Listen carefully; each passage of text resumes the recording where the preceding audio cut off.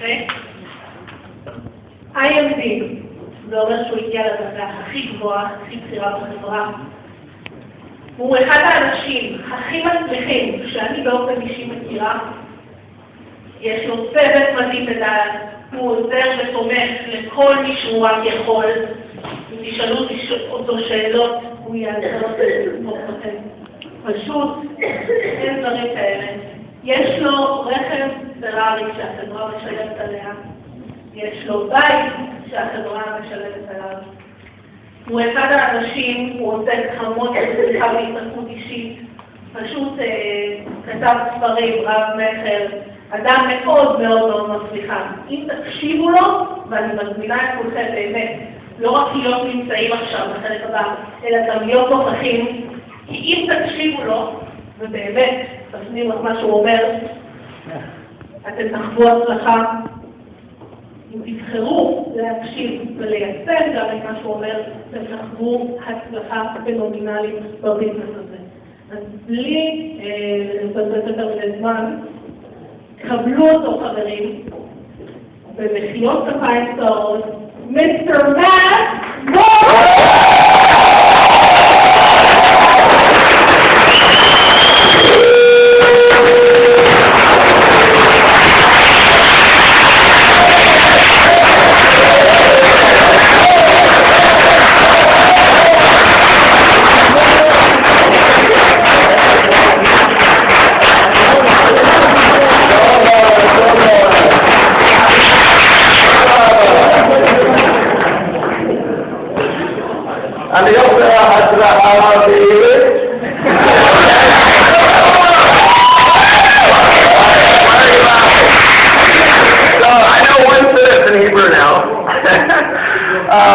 Well, that was an awesome presentation. How many of you are here for the first time tonight?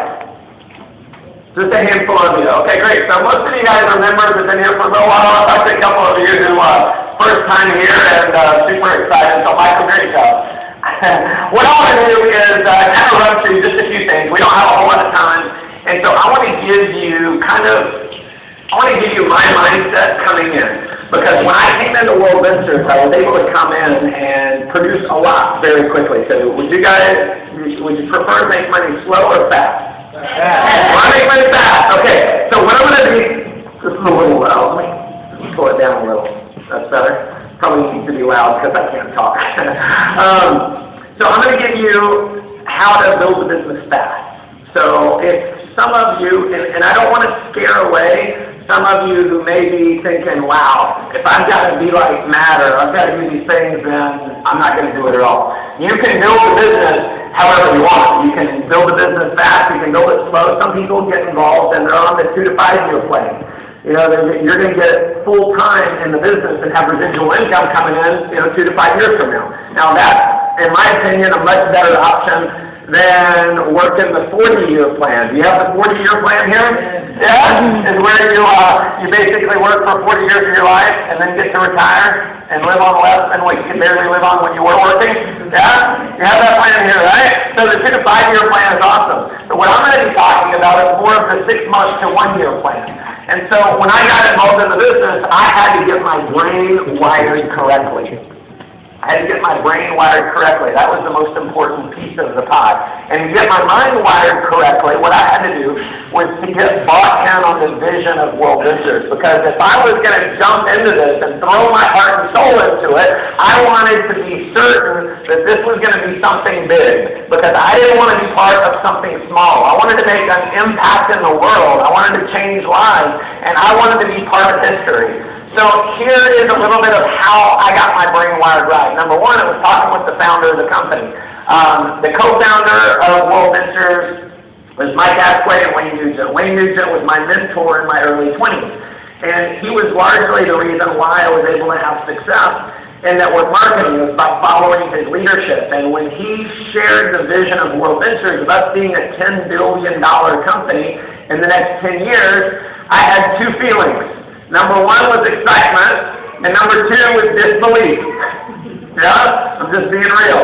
I said, because I've been involved in network marketing for, 15 years, since I was about 18 years old. And so I've been a student of the industry. And I've heard company after company say, we're going to be the next billion-dollar, giant or whatever.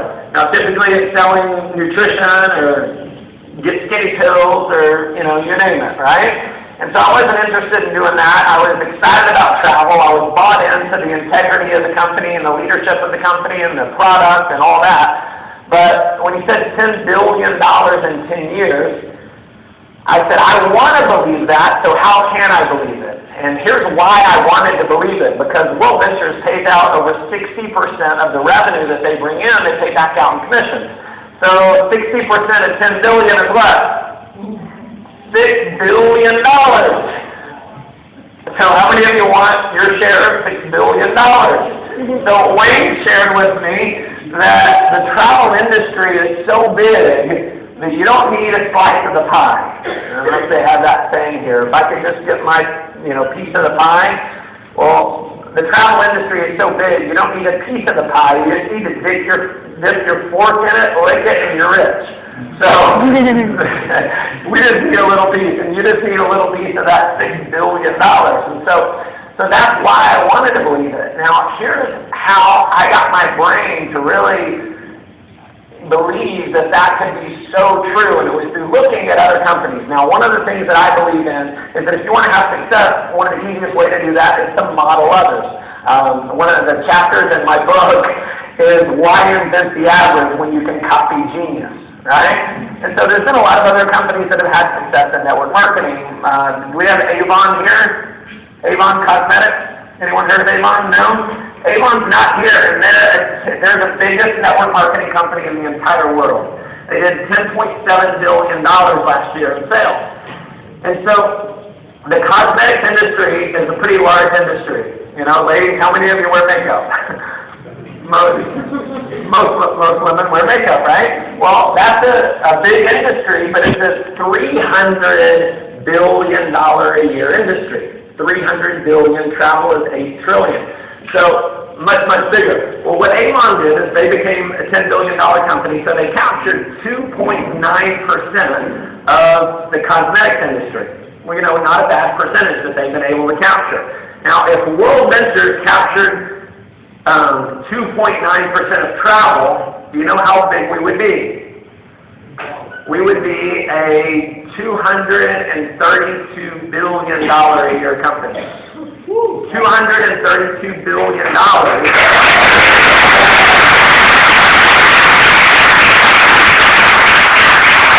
We would make us in the top 10 companies in the world, period. And so I said, well, that's great. Maybe we'll do 2.9%. Maybe we'll do less. Well, I looked at Herbalife. I know Herbalife is here in Israel, correct? Yeah. Now, Herbalife does $2 billion a year. And they do that in the weight loss industry. Now, the weight loss industry is a $40 billion a year industry, so they've been able to capture 5%. Now, if Ventures captured 5% of travel, we'd be about a $400-something billion company. We'd be, I think the 4th largest company in the entire world if we did just what Herbalife did. If we look at Nu Skin and what they did in, skincare, we'd be a several $100 billion a year company. And I can go through company after company after company. And so I looked at the travel industry and said, well, how big of a company do we need to be the biggest network marketing company in the world to do a little over $10 billion? Any idea what that percentage is? Some of you know, 1%. It's not 1%. It's not half a percent. It's not a quarter of a percent. It's 0.125%. 0.1. Can we do 1.1%? Yeah. I think we can do 0.1%. So I got so sold on the fact that we were going to be the biggest network marketing company out there, and we were going to do it in the most exciting, fun, lucrative product in the world, which is travel. So, having done networking before, I've been able to build large organizations of tens of thousands of people selling nutrition. And I got bored with it. After about 18 months being involved in a company, I was like, man, if I have to talk about the ingredients of this product one more day, I'm not going to make it. So this was kind of a breath of fresh air, and what you have to realize, one of the things I shared yesterday was World Ventures in the financial game of life, in the network marketing world, it's like driving a Ferrari. Now, when you get your license at 18, and your parents bought you a Ferrari, would you be excited? Yeah. You'd be super excited. Well, what if every car on the road was a Ferrari? You wouldn't really care, because it's like, I got what everyone else got. Well, if you're new, how many of you are new to network marketing? Have never done network marketing before? Yeah? What you've got to realize, and I can tell you based on 15 years, and being involved in a number of different companies over the years, training tens of thousands of people all around the world, we have the Ferrari. There's no other financial vehicle in the world that compares to World Ventures. And so what you got to realize is, if you can't be successful in World Ventures, you can't be successful in any network marketing company. I mean, it's the hottest deal. It's the most fun product. It just is the deal. And so that got me bought in on the vision. The other thing that I already had, because of some past successes and so forth, was my why, my reason for becoming successful, period. And a lot of times, if you've not done something like this before, you may not have a burning why, but what I'll propose to you is that you need a reason to be successful. You need a reason for World Ventures, your success in World Ventures, to be a must. So if you've got a pad and you're taking notes, write down, why is being successful in World Ventures a must? Not just an option, why is it a must? And I'll share with you mine. Mine is to be able to world school my children. To be able to teach my kids history, not out of history books, but in the places in the world where the history actually happened. That gets me excited. That gets me to where if I call someone and they don't come to a meeting, or if someone comes to the presentation and they tell me I'm crazy, I don't care, because they're not going to contribute to my dreams. And I'm not going to let them steal my dreams. And here's what happens. When we're kids, typically we dream big dreams. If you can think about when you were a kid, what were you going to be when you grew up? You were going to be, I was going to be an astronaut. And I went between astronaut and race car driver. Right? And then what happened was, somehow being an astronaut became unrealistic. How did that become unrealistic? Well, society shapes us largely. So, kids grow up and, they're not going to try to be a millionaire, are they? No, they're going to be a millionaire. You have to, a 7-year-old, what are you going to be when you grow up? Do they say, I'm going to try to be a race car driver? No, they're going to be a race car driver. They have that confidence. And what happens is, life beats us up. We get stuck in this rut of life. And the only difference between a rut and a grave is the depth of the hole. So we have to realize that some of you are in this situation that I'm about to mention, but I'll tell you this, the average person dies about age 35. They die at 35, but they're just not buried until about 85. Most people are the walking dead because they have no dreams, they have no goals, they settle for a life of mediocrity. Everyone dies, but not everyone lives. So what I want to get across tonight more than anything is this is your opportunity to live. This is your opportunity to wake up and to get out of that rut of mediocrity. And if it's not this, what? Opportunity like this may never come again in your life. This may be your one opportunity to take charge of your life and to do something remarkable. You see, one of the other things I shared yesterday was, we have the year that we were born and the year that we died. That's what's on our tombstone, right? Well, what's in between that? It's a dash. So what is your dash going to look like? You want to make a commitment to making that dash as meaningful as possible. And I'll give you my philosophy on life. This is one of the reasons why I love World Ventures so much is because my philosophy on life is that life is about chasing peak experiences. Creating memories that you are going to have forever. And a day is not wasted if a memory is created. Because at the end of our life, what are we going to have? What are we going to have? Memories. That's about it. We're going to have memories. And so I want to have you making memories a priority in your life. And one of the ways to do that is to get wealthy. I got a Facebook message from some random person, either last night or this morning, and it said, "Does money make you happy?" And I replied and I said, "No, but I've been broke and I've been rich, and I'm generally happy. And I was always a lot more happy when I was rich than when I was poor." Right? So money's not everything, but it ranks right up there with oxygen. So having money has allowed me to do some pretty remarkable things that have made my life an extraordinary adventure. And I'm only 34. I know I only look like I'm about 21, right? Yeah. I said I only look like I'm 21, right? Yeah.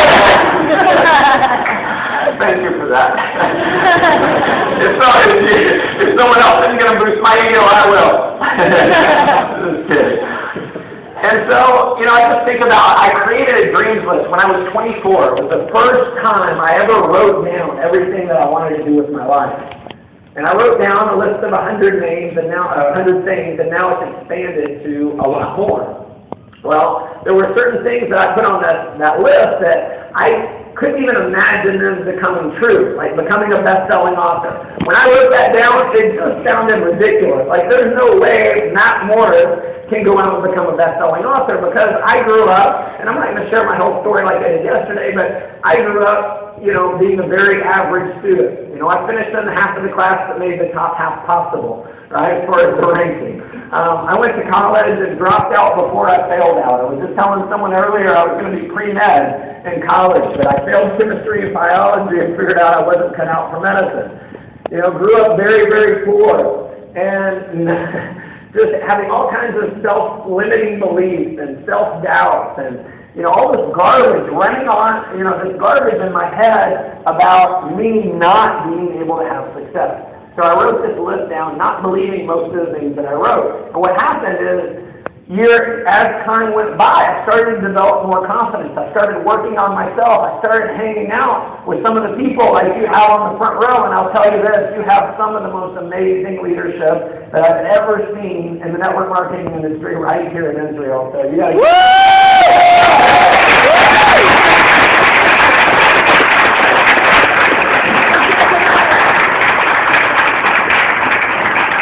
I will tell you this, what you have right now with the combination of leadership and everything that you have going on, you've got something magical going on. And I have not said that about any other market, but you truly have something magical here. The energy, the enthusiasm, the excitement is contagious, which is why I can't talk, because you guys have got me all, riled up.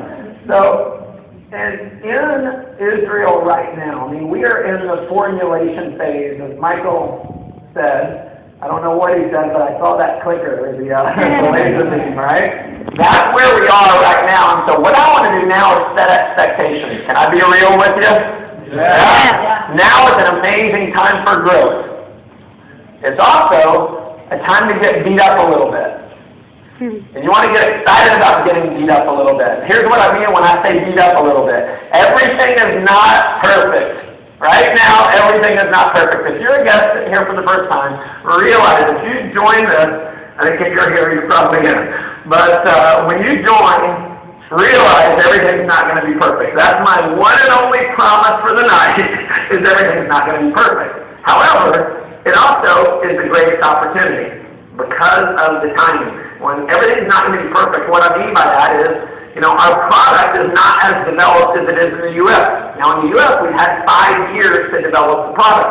The first year, hearing from all the leaders who were, working the business back then, they said it was terrible. When they launched the company, for the first several months, they had one trip, and it was sold out. No one could go on it. They had like 40 people on one trip. And then they rolled out a few others, and they all sold out within like 2 hours.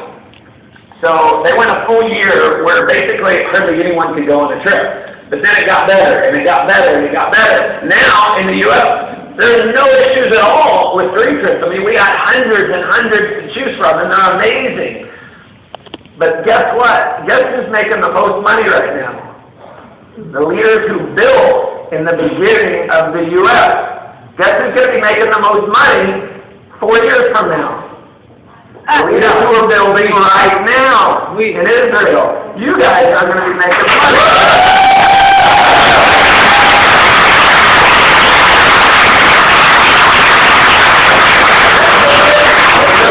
There is right now a window of opportunity, and it is wide. There's a huge window of opportunity. My arms aren't long enough to properly display this. But here's what the window of opportunity, if it's this big, what happens is every day it closes a little. Because every day there's new Worldventures reps joining who are going to talk to the people that you know. I am going to make a second promise. All right? My second promise is that every single person that you know is going to hear about Worldventures. Just like everyone heard about other companies that are household names, they're going to hear about Worldventures because we'll be a household name. Now, I'll give you a quick story. When I first got into Worldventures, I did not care if people thought I was crazy. Here's the secret to success in life. If you don't have anyone thinking you're crazy, you're doing something wrong. You need to have people thinking you are nuts. You are crazy. And so when I had that mentality, I didn't care if someone thought I was crazy, so guess who I invited to the meeting? Everyone! Everyone! So I invited a friend of mine, Adrian. Now Adrian came to the meeting, and she got super excited, and she signed up. Now at that meeting, she saw her, and I hadn't talked to Adrian in probably a year and a half. It's been a while since I had talked to Adrian, right? But I didn't care. It's like, I called her, invited her to the meeting, she came, she signed up, whatever. So at that meeting, we're sitting there, and then someone walks in. It's a member who's been in Worldventures for like 6 months. And it was Adrian's cousin, who she had talked with a week ago. Oh my God. But guess who invited Adrian? I did. So her cousin, it was like, you could just see the color of her face drop. And her jaw was like, all she had to do was invite Adrian, but she missed out. You have friends of yours who want to join Worldventures. They don't even know about it, but they want to join. Right? And because you don't call them, someone else will. That's my promise. So you got to get after it. So you want to leave tonight, you want to make a list of names. As long as a list as you can. Put down at least 100 people on the list. And one of the things that, I would do every time I present to someone or I bring them to a meeting, and by the way, I never presented to anyone. So I would bring people to a meeting, or I'd have them watch a video, or I'd, look at the website. That's how I presented. I never presented myself because the number one thing that people are looking at when they look at the business is, can I do it? Can I be successful? Now we have a system in place where anyone can be successful because no one has to be a salesperson. Right? All you have to do is be a great inviter. Your job description is an information tour guide. So if you can be an information tour guide, you can be successful here. So that's my job description. I'm an information tour guide. So with the 60 or so people that I enrolled, I didn't present to any of them. I just brought them there because when I first started working with Wayne Nugent, I was 24 years old. I was working as a waiter, and I was living at home with my mother. I was broke. And I met Wayne, and we started working together in network marketing, and he started mentoring me. And he said, Matt, I want you to invite people to see this. I do not want you to present, because if you present to people, number one, they don't know you as a business expert. And number two, they're going to think they have to sell it like you do. So you follow the system and they get to see that they can do it. And because you don't have any credibility, if you try and present it yourself, here's what's going on in your prospect's mind. Matt's 24 years old. He works as a waiter, and he lives at home with his mommy. You don't have any credibility. So guess how I established my credibility? I invited a bunch of people, and I made a bunch of money. And then all of a sudden, my group started bringing people to me, saying, hey, this is Matt Moris. He's making $2,000 a week. And, then it worked. So that's the key, is make a big list of people, Don't present it yourself. Bring someone over to your house or bring people ideally to an event just like this. Because how many of you think there's a lot more energy in a room like this than there is in there's a lot of energy here. And so you create a big list and you always keep that list with you. Every time you're doing a presentation, a meeting, you always have the list with you. And here's what I would do is after the presentation, I go, man, that's awesome, isn't it? And they say, yeah. And, you know, if they weren't ready to sign up right away, I just pull out my list. And sometimes I pull it out even before and I say, look, I'm talking to all these people. And I had like 250 people on the list. And I said, if you join now, you get to go above all the other people I enroll on this list. And if you wait, you go below. You want to go above or below? And they say, what? Above! So I say, hey, fill this out. Get started. It's pretty simple. And so you make that list and you use that to enroll other people because they're like, wow, I want to be, I want to be higher up. And so those are kind of a few things. Let me make sure. I actually took notes to make sure I covered everything that I wanted to cover. Now, here's the other thing about, bringing people into business. If you really want to have people join, realize that they're joining the business because of you more than anything else, right? Because they trust you, they know you, and they want to know that you're in. So, if you're going to take any notes, I want you to write down, be in. Be in. Now, it's easy to join WorldVentures, but you might not necessarily be in. You might not be committed to the deal, right? And so what I want you to do, and I don't know if I stand up here, I may be blocking some of you guys, so I'll stay down here. But if you're wishy-washy about WorldVentures, your prospects are going to be wishy-washy about joining, I promise you. Does that make sense? Mm-hmm. Okay? So after the meeting, if you invite people and you say, hey, I just want you to check it out, I'm not really sure about it, I just kind of want your opinion. If you're wishy-washy about it, they come to the meeting and their attitude is, I'm gonna analyze this with a fine-tooth comb. I'm gonna be as critical as I possibly can because I just want to prevent my friend from doing something wrong. And so, if you have someone on your chicken list that you just can't call, that might be the only person that you say, hey, I want to get your opinion on it. Right? Because if you're not going to call them anyway, you can do that. I mean, it's better to get someone here than not get them here at all. But if they get that you're just kind of going to see how this goes, they're going to wait and watch you to see how it goes. All of your prospects are just going to watch and wait. Right? So you don't want them to wait, you want them in, and the way you get them in is you be in, you be serious. And, so many people kind of dip their toe in the water, which I talked about yesterday. If you're just going to dip your toe in the water, it's going to take you a long time to be successful here. When you get in and you be in, now you may not be working the business 15 hours a week like some of the people here. You may only have 3 hours a week, and it's fine if you only have 3 to 5 hours a week. That's totally fine. But in those 5 hours, you be in. And you let people know. Now, one of the reasons why the majority of the people I show this to, about half or more of the people that I personally show this to, join is because they know I'm dead serious about this. Because my attitude is that I invested millions of dollars into joining WorldVentures. Kind of like if you bought a storefront property and you had to spend, $2 million to buy the property. That's my attitude towards WorldVentures. So failure is not an option. Write that down. Failure is not an option. If failure is an option for you, people aren't going to join you. If failure is an option for you, people are not going to join you. They want to know that you're in, so you be in. And after the presentation, here's what you want to make sure you do. You ask them to join. You want to know the number one reason they did this study, and I don't remember all the exact details, but I read this whole study on salespeople.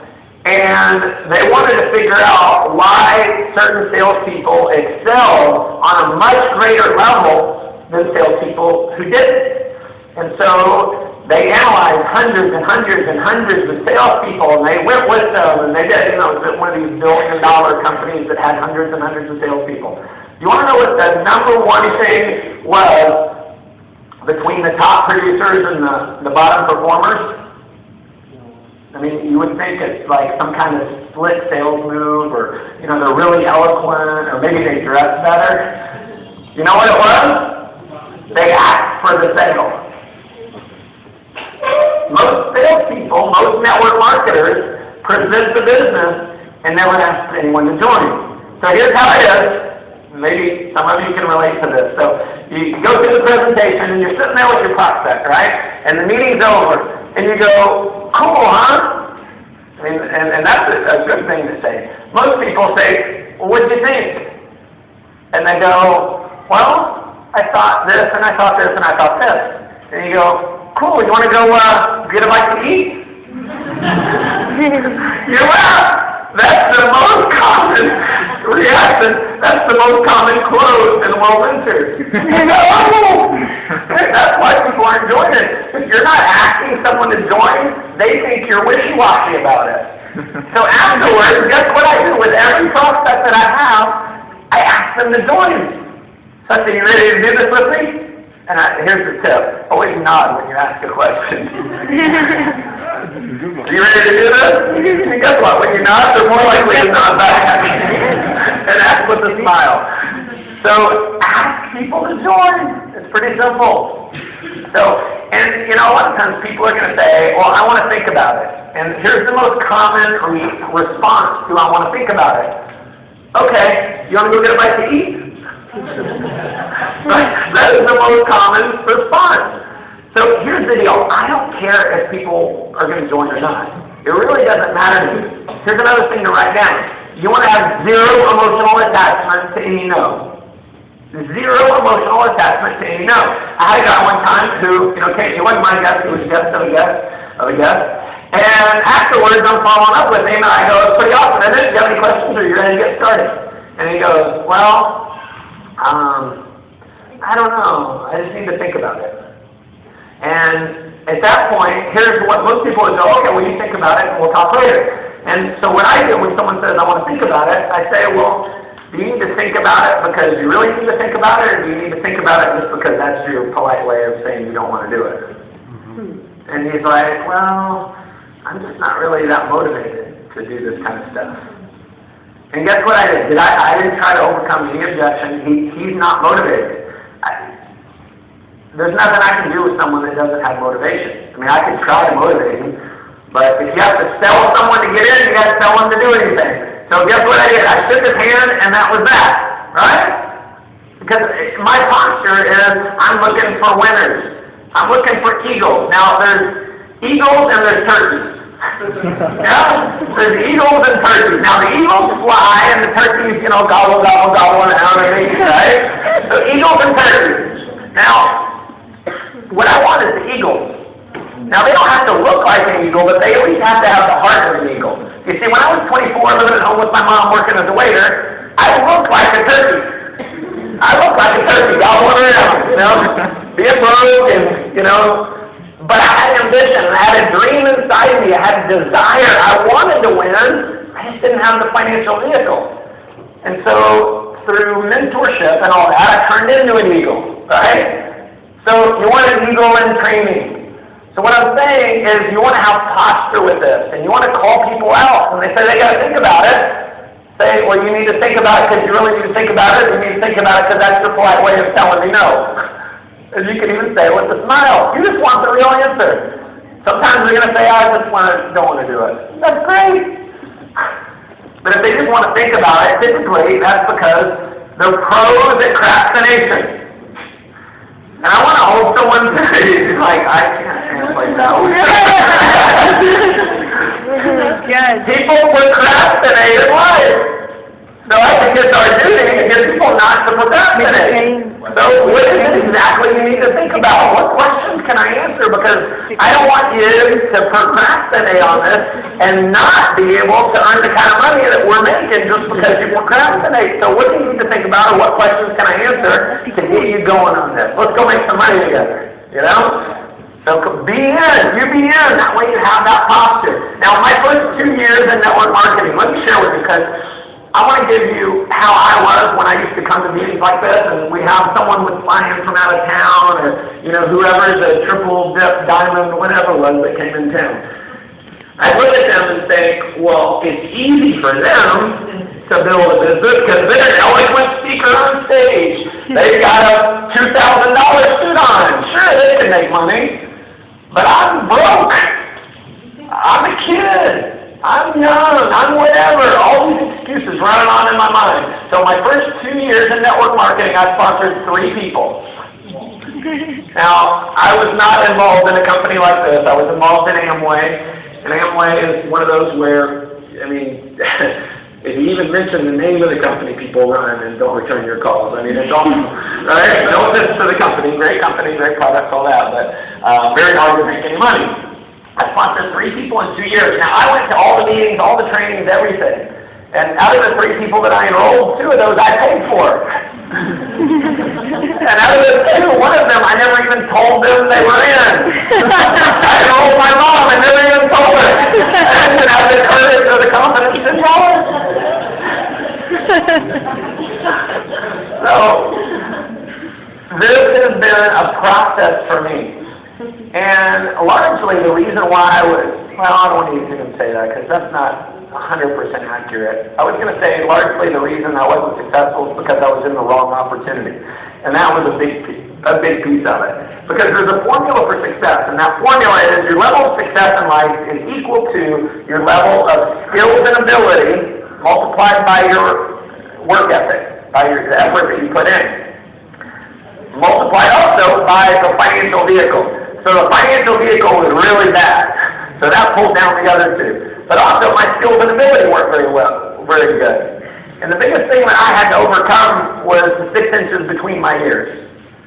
My biggest enemy was myself.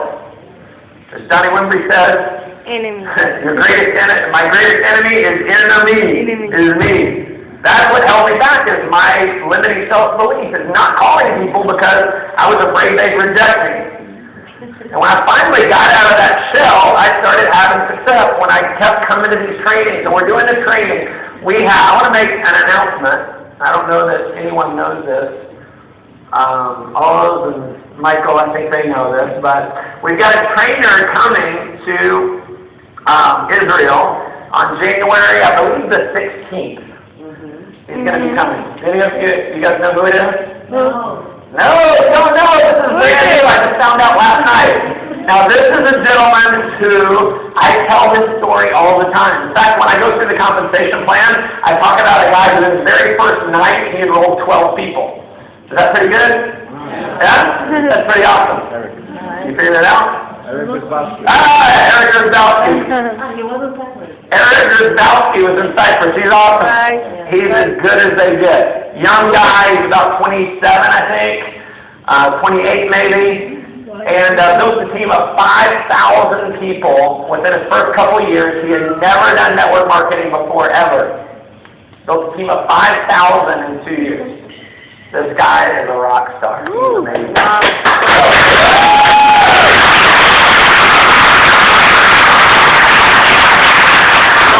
We don't have the forms here, I don't think, but make sure you get enrolled for the regional training. It's going to be $79. It'll be a full-day training, and Eric is going to be able to do what I can't do here in 45 minutes. He can give you soup to nuts from A to Z. Yeah, you probably don't do soup to nuts here. I know you don't do A to Z stuff. Love it. He's going to give you everything that you need to build a business, the how-to trainings, what to say, how to overcome objections, how to, build gaps, you name it. And so, you definitely want to be here. Now, something that I think you want to do tonight is, and a lot of you, I appreciate those of you who were there yesterday, and I talked about creating your dreams list, and some of you came up to me and said, I created that list. And those of you that created the list, it's kind of a fun thing to do. It's create a list of at least 100 things that you want to do while you're still alive. Create that lifetime dream list, your bucket list. Have you seen the movie The Bucket List? It's an awesome movie, a couple of you. The Bucket List is amazing. And so that was the list I created when I was 24. And one of the things that I noticed about ultra-successful people, and I've had the opportunity to interview dozens and dozens and dozens of multimillionaires, and I've even interviewed a billionaire before, to pull out their story on why they're successful. And one of the common themes that runs over and over and over is desire. They have a massive desire to win. I had a friend of mine actually was a collegiate athlete. He was played basketball, 5'10", and an all-pro collegiate basketball player. Now most basketball players, are they 5'10"? No, they're a lot taller. They're like 6'6". So this is a little bitty guy, and all-pro in college. Now I asked him, it's like, how did you do that? He's like, well, I was always the first one to practice. I was always the last one to leave. I would eat, sleep, and breathe basketball, And I know he worked harder, but I asked him, I said, well, why was it that you worked so hard? And he said, well, I guess I just wanted to win so bad. I just had to win. So the attitude that you want to have in World Ventures is you want to bring out that competitive spirit that you've got to win. And the people who are going to win big in World Ventures, you want to know the number one distinction is they just want it better than everyone else. The leaders on the front row, the reason why they're on the front row, they just want it more than you do. Maybe they've been in a little longer. And so there's going to be a lot of you who end up on the front row, a lot of you who end up on stage, and the ones who are going to end up on stage are the ones who want it the most. So how do you bring out that desire? Number one, create that dream list and look at it all the time. Every time I get on a plane, I pop open my dream list that I've got on my computer, and I go through, and I've got them even categorized by adventure, travel, material things, learning. I've categorized my dream list. I'm always going through it. And guess what happens? Every time I see those dreams, it lights that fire of desire in me. One of my mentors, a guy named A.L. Williams, the founder of a company called A.L. Williams, which is now Primerica, one of the biggest network marketing companies in the world. And what he says is that dreams are the fuel that fire desire. So desire is the key element in winning, is what he talks about. So you can have good looks, you can have charisma, you can have charm, you can have education, you can be a great speaker, but you're never going to win without desire. You're going to be stuck in the mediocrity, the rut of mediocrity forever without desire. So, Tony Robbins, he says there's no such thing as, unmotivated people. There's only people with infinite dreams. So you want to create some amazing dreams for yourself, dreams that will take your breath away, dreams that will keep you excited for years and years and years. And sometimes the dream has to scare you a little bit. Like when I wrote down become a best-selling author, that scared me a little bit. And then when I became a best-selling author, I said, wow, I think I better think bigger. So I wrote selling 1 million copies of my book. And that scared me a little bit because I wasn't sure when I wrote it, I wasn't sure that I could do it. And I still put things down on that list. One of my goals is to make $1 million a month. And guess what? I didn't write it that long ago, but when I wrote it, it scared me a little bit. It scared me because I wasn't quite sure that I'm big enough to do that. So I'm just like you. I may have had a little more success, but it's just because I've been at it a little bit longer. And I still have the dreams that scare me. And so my short-term goal is to earn $250,000 a month. Now, I realize in order to get to $250,000 a month, the biggest thing that I have to do is get my brain wired to where I know I am the kind of person who earns $250,000 a year. I got to wire my brain that way. A month, excuse me. Did I say a year? Wow, there's probably some kind of wire. Yeah, that's wire cross. See, that kind of stuff worries me when I do that. So $250,000 a month. Now, how do I train myself to believe I deserve to make that kind of money? Because that's a bit of a stretch from, 100 or so where I am now. Well, one is affirming it.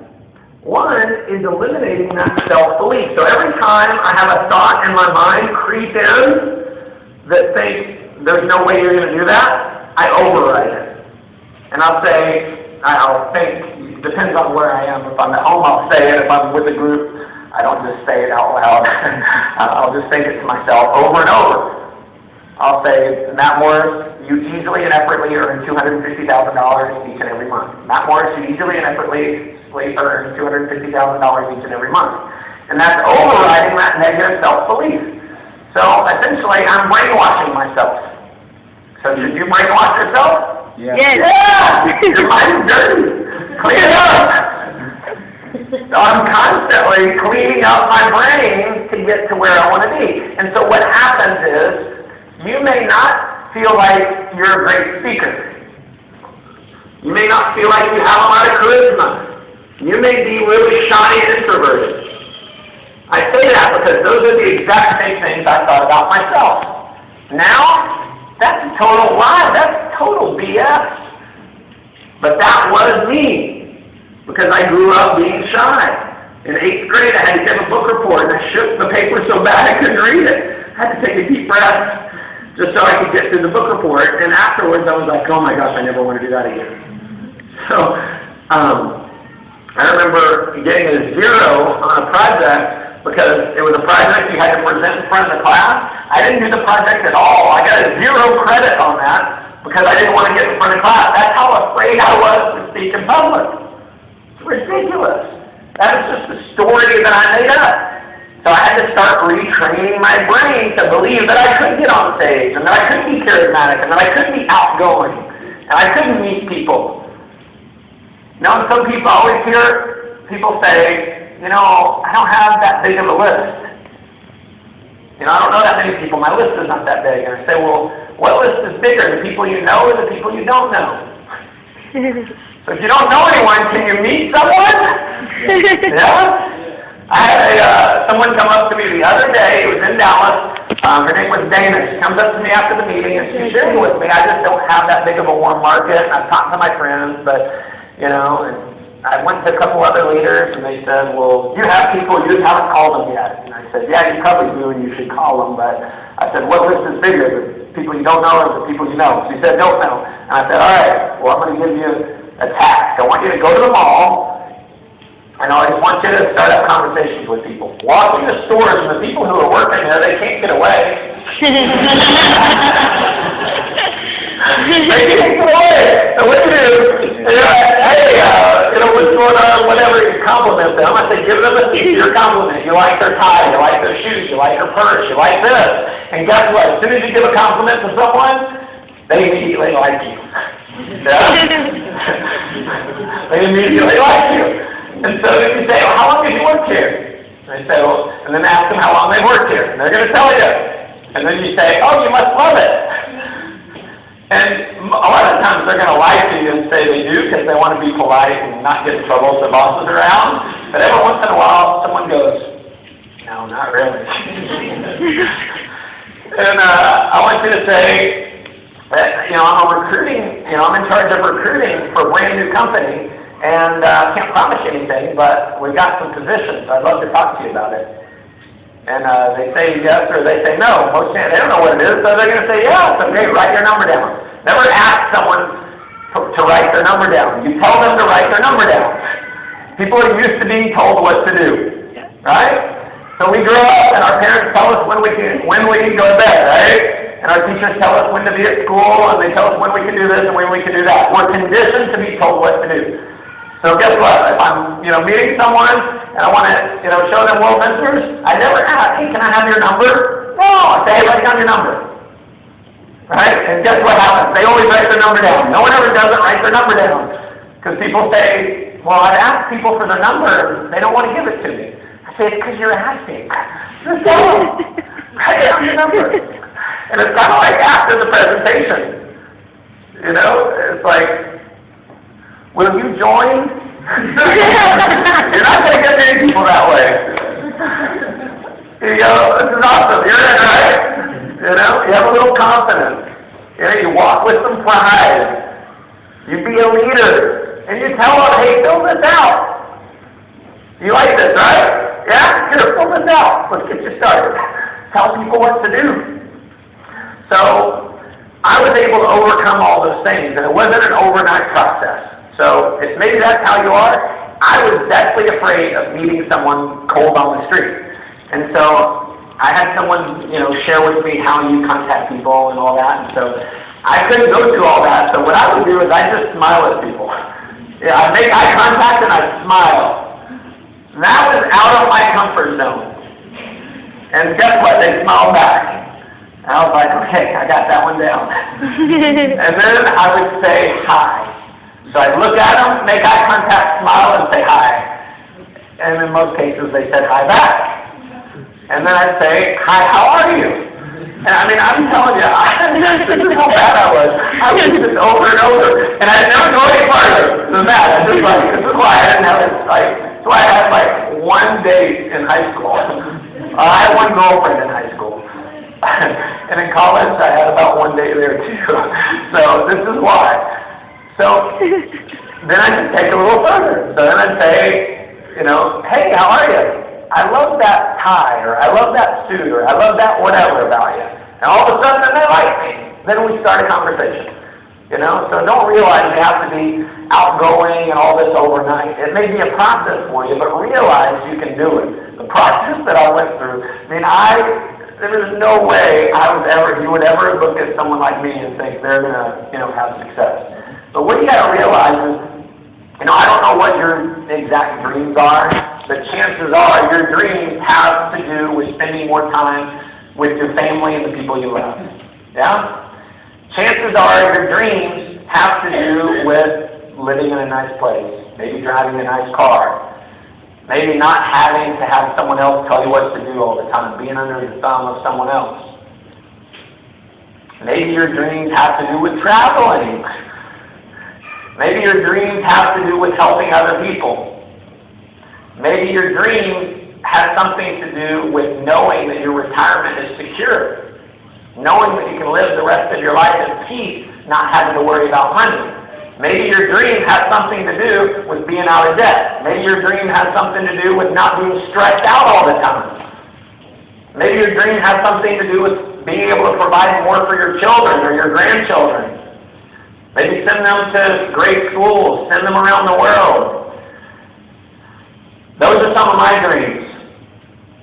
And pretty much all of those have been secured because of Worldonçrès. And I only tell you this because it's possible, but the lifestyle that I'm able to live with my wife and my children now is what I've always dreamed of. You know, the price for success, there is going to be a price for success. You're going to have to work at this. You're going to have to develop new skill sets. You're going to have to break out of your comfort zone, but it's worth it. And you know, your comfort zone is an interesting thing because you've got this comfort zone, and inside your comfort zone is your current situation. Yeah? Inside of your comfort zone is basically mediocrity. Outside your comfort zone is everything that you really want in life. Your dreams, your goals, that Mercedes, getting out of debt, whatever it is, those dreams are not in this comfort zone. They don't exist here. They exist outside. So what you may have to do is stretch that comfort zone a little bit. And sometimes you stretch it a little bit, and then it goes right back. And you stretch it a little bit, and it goes right back, or at least it feels it goes right back. But what happens over time is that comfort zone gets bigger and bigger and bigger and bigger. And that's how you get your dreams, is by expanding that comfort zone. So if you're here as a guest, expand that comfort zone, sign up tonight. Don't go home and think about it. Don't be a procrastinator. Didn't say procrastinating, just for Spanish sake. And so, you know, we just bought, because of the Dream House bonus, we just bought a brand new house. Beautiful pool, it's like 4,400 square feet. Oh. I mean, it's not our dream house, but it's a good stepping stone. Okay. And you know, we got a pool out back, and we've got a swing set out back. The daughter, you know, my 22-month-old daughter, she has a little pink playhouse out back. I mean, it's probably this tall, and it's from here to here, so she goes in, and there's like chairs and a table in there, and she does tea, and there's pictures on the wall. There's even an air conditioner in the thing. It's awesome. You know, like, my biggest stress in life is figuring out how to not spoil my daughter. You know, but you know, it's like every week, I'm like, sweetie, we earned, you know, $12,000 this week, or you know, last week it was $15,200, something like that. And that's just the weekly income. That doesn't even count the monthly income. So last month was a little over $90,000. Now, there was a point in my life where I couldn't even imagine making $90,000 in a year. So to make that in a month, it's like, wow. So, but here's the thing. There's other people out there like Steve Little, who's making around, you know, $150,000 a month. So, you know, if he made $93,000 in a month, he'd be mad. He would be angry. If he dropped below $100,000 a month, he'd be mad.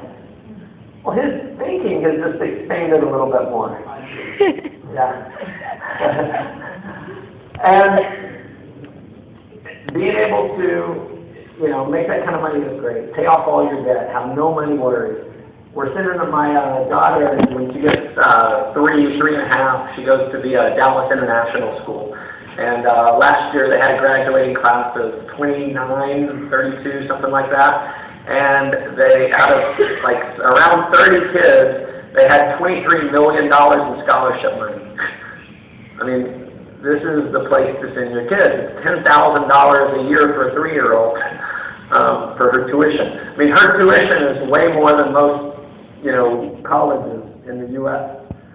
For a 10-year-old, I mean, it goes up as she gets older, but, you know, for a 3.5-year-old, $10 grand a year is a lot for tuition, right? But guess what? If it were $50,000 a year, we just stroke a check for it. Because 10 grand, we make more than that in a week. And it's amazing that that's possible, because I never imagined it. And being able to, you know, now, fly around, like when we stayed here, I got the, all had recommended a certain hotel, and so I get online and I look at it, and my assistant's looking at it, and I go, look at the nicest one. And the one at the bottom of the list is the Bianco suite, right? And it was $900 a night, and I said, go ahead and book it. Why? Because travel dollars pay for it. And then when I go to Hungary and Budapest tomorrow, staying in the presidential suite, and it's some, you know, similar amount. I don't even know what the amount is because the World Ventures travel dollars pay for it. Then if I go to Norway, we're going snow skiing. You know, so there's a life out there that you may not believe is there. That doesn't mean it's not there. It is there. You may not believe it can be true for you, but it can be true for you. And it's such an interesting thing to see someone who, you know, never like believed it was possible, and then they do it. And we have story after story after story after story of people who are doing it. And what I believe is true is that each and every one of us were created equal. I don't believe that God looked down on us and said, you're going to be wealthy, you're going to be poor. You're going to be wealthy, you're going to be wealthy. You'll be poor, wealthy, poor, wealthy, poor. How many of you think God did that? I don't think He did. I believe He gave us everything that we need to create whatever kind of life we want. And if you can come from that kind of belief, and not just say it, but really apply it, then you can certainly do it. And I think we have a calling that kind of eats at us. And there's a calling, and there's a great book that I read called The Call of the Wild. The Call of the Wild. I encourage you to read it. It's a fiction book, but it's about a wolf who who, has a calling to go out into the wild. And I started thinking about my life when I read it, and I said, you know what? I have a calling for greatness. I have a calling to go out and do, great things, travel all around the world, make an impact in other people's lives. And I realized if I didn't answer that call, if I just stayed in that rut of mediocrity, it would eat at me forever. I'd spend the rest of my life saying, you know what? I was called to do it, but I didn't answer the call.